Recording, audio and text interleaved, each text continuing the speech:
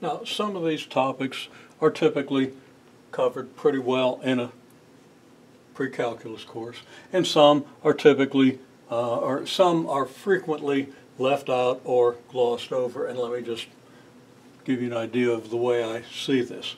Analytic geometry in the plane, usually people learn a distance formula, a midpoint formula.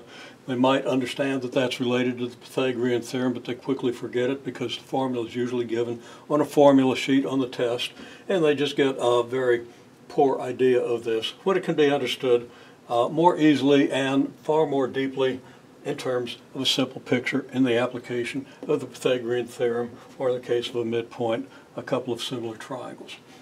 Okay, well, that aside, I think analytic geometry in the plane is not well covered, but the rudimentary part does get covered. Conic sections, parametric equations, polar coordinates, very frequently either left out or done in the most superficial manner.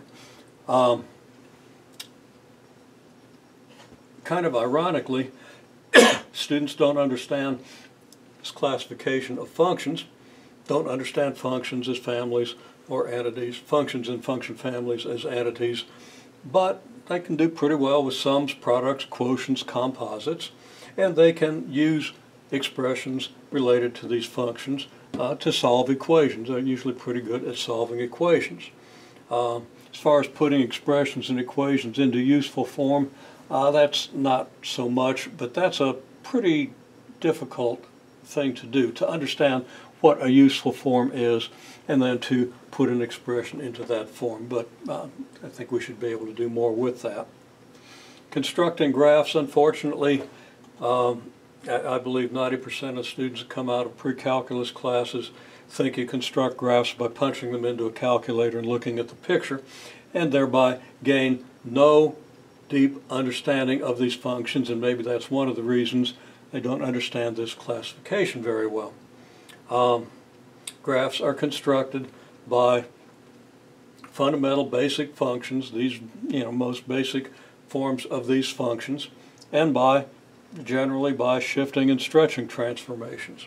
And this is always covered in pre-calculus, but students very seldom come out knowing what they should.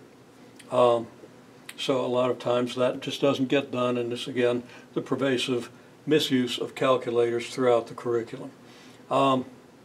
I'm opinionating here, and I apologize for that, I can't help it. Rates of change, that's hit or miss.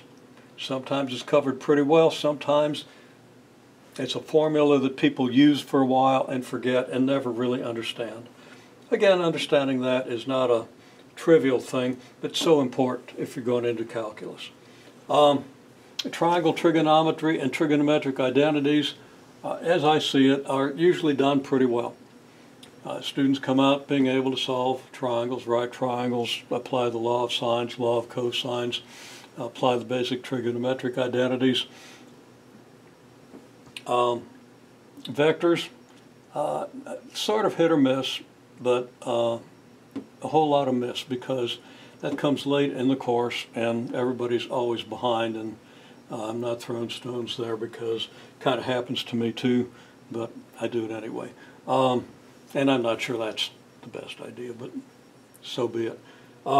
Matrices, and I'm guilty of this when it gets undertaught, because the rest of the stuff is so much more germane to what follows, but I totally acknowledge the huge importance of linear algebra and the importance of being able to do matrices.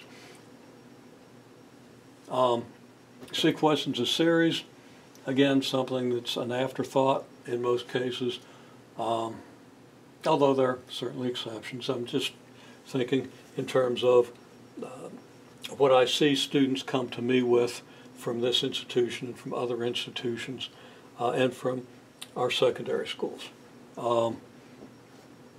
Not very well understood. Okay, and the applications and modeling, there's some lip service to this. There's some attempt to do this, and it's a tough sell. It's a hard thing to do with students, but that's kind of iffy. So that's kind of a picture of the way I see most pre-calculus courses, just from my experience. And the question then is, what can we do to help remedy some of these deficiencies, at least deficiencies as I perceive them?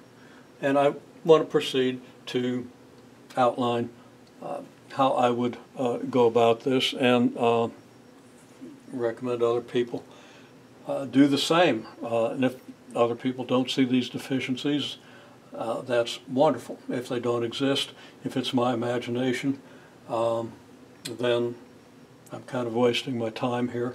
But I'm very happy for the state of mathematics education despite that.